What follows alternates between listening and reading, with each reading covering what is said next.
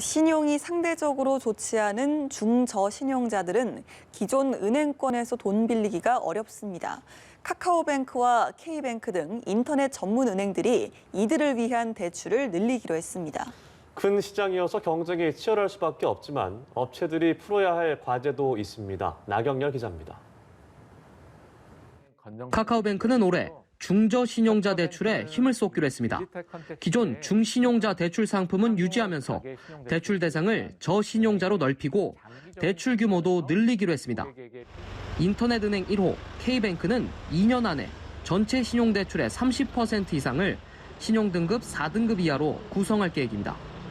카카오페이와 오는 7월 출범을 앞둔 토스뱅크는 주부나 대학생 등 금융거래 이력이 부족한 이른바 심파일러도 대출을 받을 수 있는 상품을 준비하고 있습니다.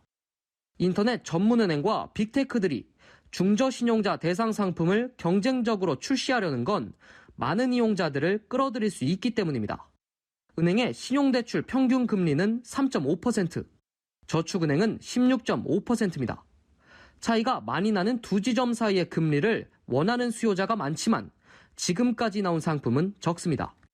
업체들은 각자의 신용평가 시스템으로 개인의 대출 상환 능력을 평가하겠다는 계획입니다. 하지만 개인정보보호법 등으로 업체들이 활용할 데이터가 부족한 게 현실입니다. 중국의 엔트그룹은 개인의 신용을 평가할 때 많게는 10만 개의 데이터를 활용하지만 우리나라 업체들은 100여 개가 전부입니다.